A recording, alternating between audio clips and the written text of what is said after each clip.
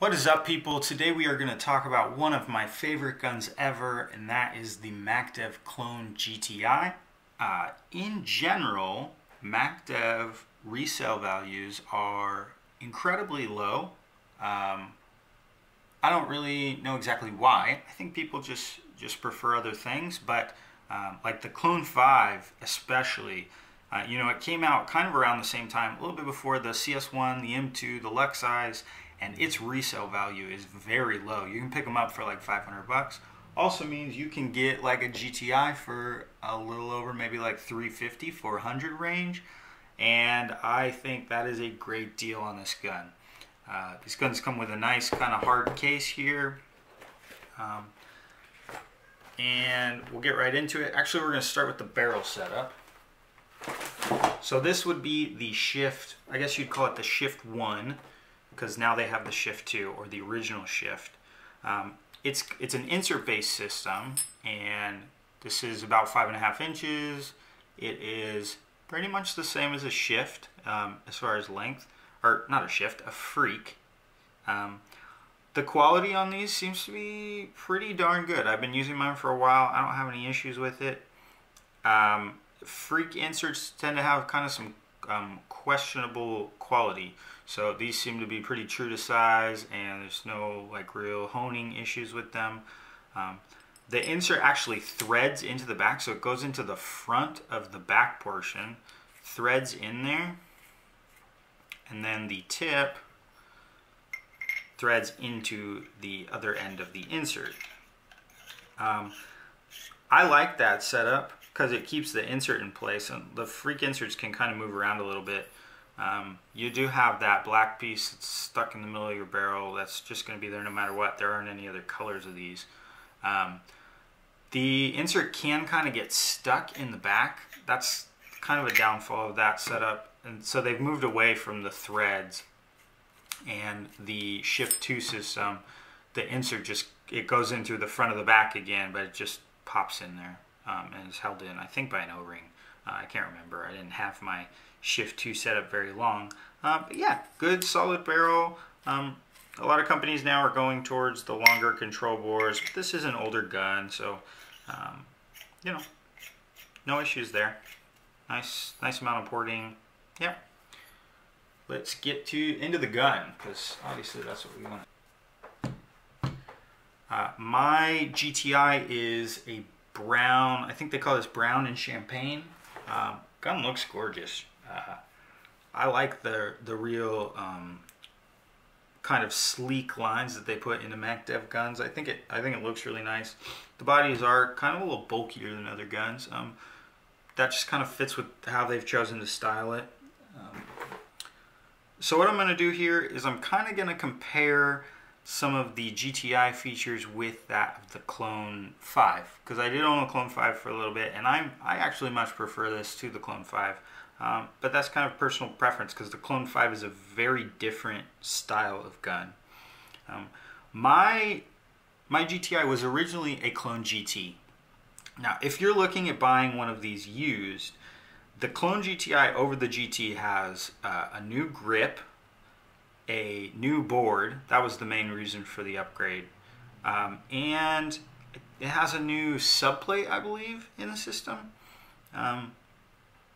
The old GT had a board that the OLED screen would go out. For a while, they offered players, a discounted upgrade package to get all these pieces. If you bought a GT now and you wanted to upgrade it to a GTI, you'd be looking at somewhere around $200, maybe a little bit more, to get all the parts that make it into a GTI. I don't think it's worth it anymore to look at a Clone GT, just because the board alone is a $180 upgrade.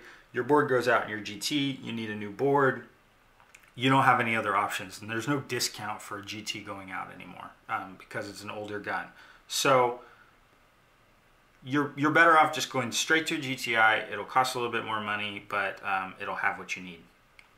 So like I do with my other guns, start at the bottom, move my way up. ASA is just a standard twist knob ASA. I've mentioned in other videos that I am not the biggest fan of this style of ASA because when your hands are greasy, you've been tugging your gun, you have paint on your hands, it's just easier, or not very easy to turn the knob. And you know, that's all I've got to say about the ASA. You can undo this knob completely, pull that out. It's really simple maintenance. There's an O-ring on the back of that knob piece. Change that out. You know, that's about it. There's not much to it. It's super simple, but I don't really care for the twist style of engaging the tank. One thing that's super nice about this gun is that it has a pressure sensor. Let me turn mine on real quick. See if I can get to that. Okay, so you'll see right now it's got 0 PSI. Hopefully we can see that board. Gas up your tank. My gun, I know based on that pressure sensor that my gun likes to sit around 110 to 115 PSI to be shooting at field velocity. So if my PSI is higher than that to be able to shoot field velocity, I know I've got some type of issue. It also helps me if I, you know, like took apart the reg or something like that, I can get it set back up without having to chrono it.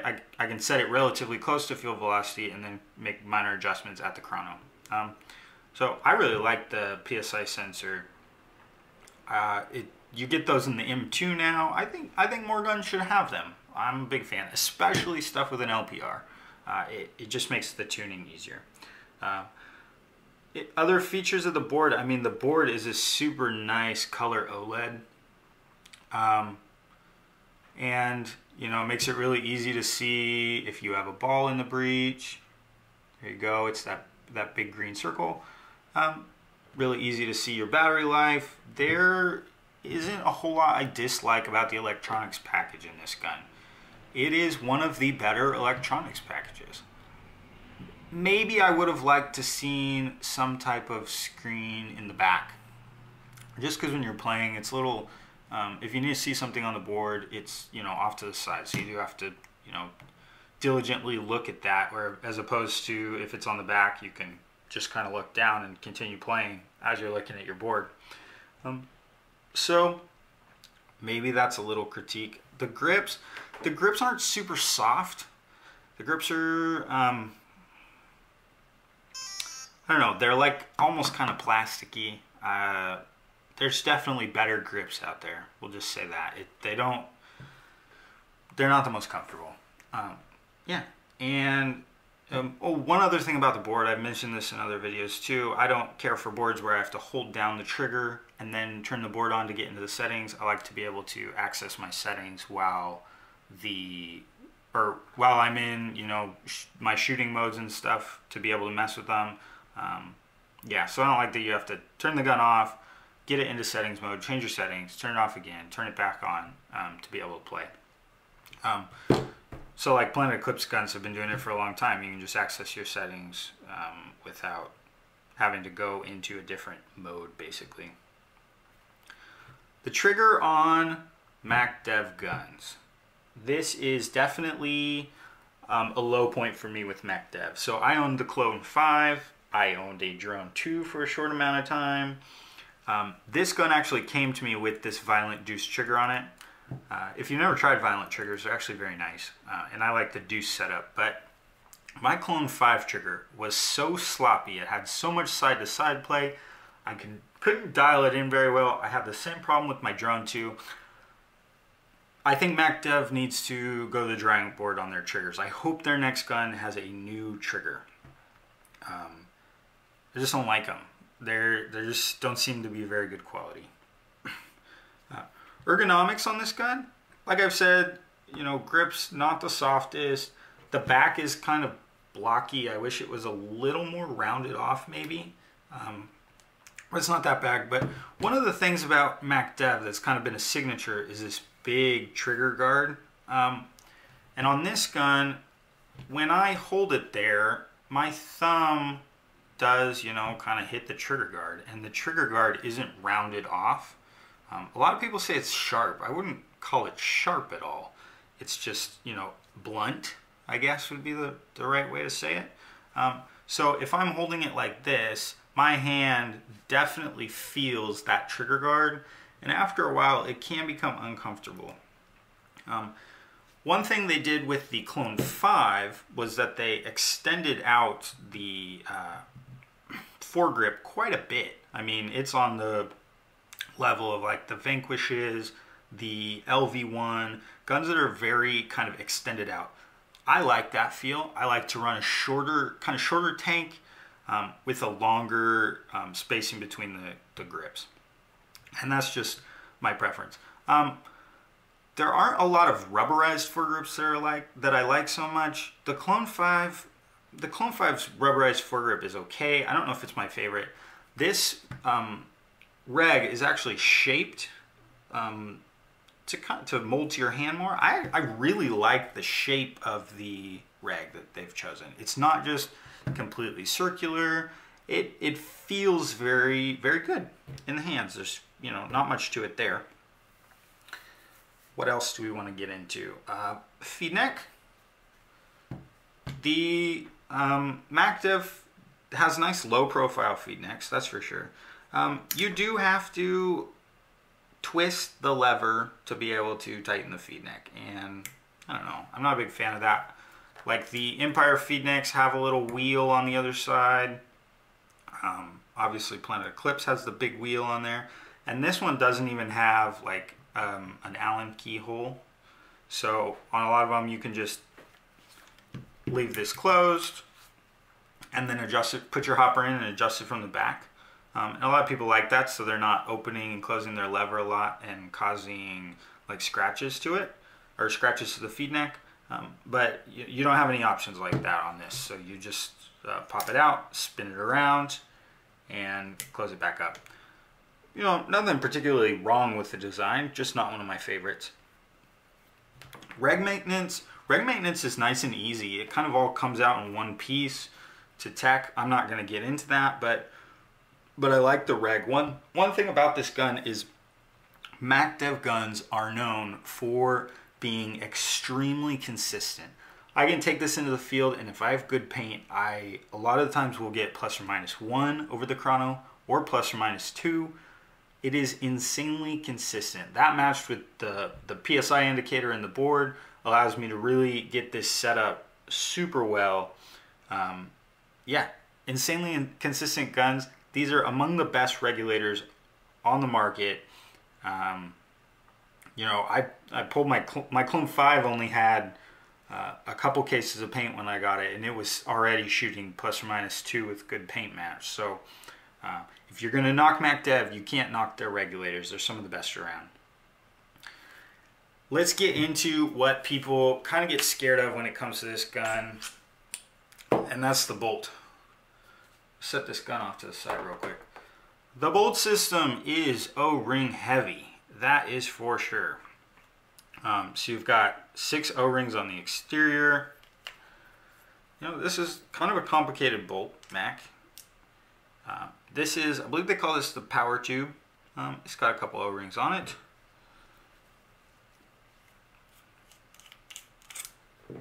There is the GTi valve. Oh, that's one other thing between the GT and the GTi is that it has a new valve in here. So that piece sits inside here, or I guess you put it in the other way. Pop this piece off. We'll kind of lay it all out so you can see everything broken down. And you'll already see lots of O-rings. There is the bolt, and there is a spacer on that bolt, and then that front piece there. So I'm not going to count all the O-rings, but I can already tell you there's a lot. There's like probably in the realm of 15. But maintenance wise, you're just lubing O-rings. You're not doing anything crazy. This gun is kind of finicky about how you lube it. If you put too much lube, you can get quite a bit of bolt stick. If you don't put enough lube, you're going to get leaks. There's kind of a nice fine middle ground. Doesn't like a lot of lube, but it definitely needs a good coating. You know, so I found that if I just have like a really, really small leak, if I just kind of wipe everything down, re-lube it again, it'll go away. And I haven't really had any major issues with leaks, but it's a little picky about how it's lubed. We'll put all this back together. bolt in. All right, so it's a part heavy bolt. Now this, shot quality wise, this is what would be called a balanced spool valve gun. And a little dog hair on there, that's lovely. Balanced spool valves would be like the Lux and the Vanquish would be examples of balanced spool valves. This is where this gun really shines. The Macdev Clone GTi is the smoothest shooting gun that I have ever owned. And I am crazy about a smooth shooting gun. I would put it up against any Lux below. Well, okay, I haven't owned and gotten a ton of trigger time behind an M2, a CS1, or a Lux Ice. So I'm not going to compare it to one of those, although I'd put it up against those and probably say this can be just as smooth or smoother. But I can't necessarily give you concrete my concrete thoughts because I don't have a ton of time behind those guns. Anyways, any like Lux 2.0 or lower, any Vanquish, I would put it up against any of those nice smooth spool valve guns and tell you this is just as smooth, if not smoother. If you've ever shot a Bob Blanc VCOM, it's kind of like that. You barely feel any kick at all when you shoot this gun, and it is wonderful. Some people don't like that. Some people like a little more feedback. But I am crazy about a smooth gun, and there's a reason that this is the poppet out of, or not the poppet, the spool out of probably 10 that I've owned this within, the last couple of years. This is the one that I'm keeping. This is the one that I probably will not sell until I find something that shoots smoother than it. And I think I paid like $350 for it. They're insanely cheap. They're very, very nice. Efficiency-wise, they also get better efficiency than any of the Vanquishes I've shot, than any of the Luxes I've shot. Efficiency is around the order of 9.5 pods, which is pretty darn good for the style of bolt that we have here, that balanced spool valve design. So efficiency is great. Now when we talk about the shot quality, the efficiency of this compared to like the Clone 5. So the Clone 5 kind of, I don't want to say they copied a design, but the design is very similar to that of a Geo 3 series. And so what they did is try and essentially make the gun more reliable. Now I think the Clone 5 does shoot smoother still than a Geo 3 or that 3 series, but definitely not as smooth with the balanced spool valve as the Clone GTi is. Now the Clone 5 is one of the most efficient spool valve guns on the market. So it is quite a bit more efficient than this. And so the trade-offs that they've made are that they've made that gun a little more reliable, they've made it more efficient, but they did go away from this balanced spool valve design. So my hope is that at some point in the future of Macdev, they can take this design, keep it really smooth, but also increase the reliability. Like I said, I can get really small leaks in here sometimes that don't necessarily affect my performance very much. They're just kind of an annoyance. The one issue that just seems to plague this gun is bolt stick. It has been kind of cold around here, but right now it's only like 50. All winter I've had to run the gun with my dwell at 14, stock is 12, and I've had to have the anti-bolt stick dwell at 3. So that is considerably higher than stock, which means it's using more air to be able to get that bolt to move reliably and cycle properly. One of the things that people do to combat that is they do a spring mod in here. So I'm thinking about having that done. It's not super expensive. I want to see if that kind of fixes some of my bolt stick issues, which is what it's supposed to do, and will let me run the stock settings, because I'm just trying to make the gun a little more reliable at the stock settings. Right now, at stock settings, the first shot drop off is crazy. With how I have it set up, like I said, the standard dwell up a little bit, the ABS dwell up, it'll drop off like maybe the first shot of the day, basically, first 1 or 2 shots of the day. But then even if I let it sit in my car for like an hour, it won't have any drop-off issues or bolt stick. So, you know, as long as you know how to mess with the settings properly, you'll get the gun to run reliably. But you do have to deal with some of those kind of small leagues. You have to know how to set a gun up properly. I would not recommend this to someone as like their first electronic gun. For someone who doesn't have a lot of experience maintaining spool valves, you know, you have tons more O-rings than a lot of guns. You have some bolt stick issues. You really have to know how to combat those. Once you know how to set this gun up properly, like for me, I put it at those settings. I know how to lube it properly, how it likes it, and I can get it pretty darn reliable. It works for me the majority of the time. And I just love how insanely smooth this gun is. So I'm willing to put up with some of those issues to get that smooth shot that's basically no recoil at all. To me, that's incredible that the gun is even shooting at, you know, close to 300 feet per second, and, you know, there's like no kick at all, especially when you're holding down a lane. Yeah, it's just, there's nothing like it to me. I think it maybe is the best around. I can't, like I said before, I can't compare it to some of those newer spool valves. I know the CS1, they took that reliability of the Go3 platform and tried to make it a whole lot smoother. I've shot them a little bit, but not enough to really compare and know, you know, does it shoot better or not. So if what you're after is that super smooth shot, you're willing to put up with maybe a little bit of finickiness, you have experience maintaining a high-end gun, a high-end spool valve gun, especially one of these with the balanced spool valve design. Like the Vanquishes do have some issues. The Luxes also have some first shot drop-off issues. It's kind of something that plagues that balanced spool valve design. So if you have experience working on those, this is a great gun setup for you. It shoots amazing. That's the reason it stays in my gear bag. Right now I'm shooting that LVR you guys have seen in other videos, but this is coming along with me. On rec days I'll pull it out, maybe shoot it half the day. I love it. There's not much else I can say. So there you go, Macdev Clone GTi. Shoot one for yourself. Comment below, let me know what you think about the gun.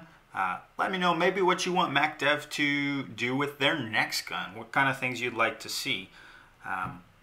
Like this video, subscribe to the channel, look out for new content, and we'll be back with you later. See ya.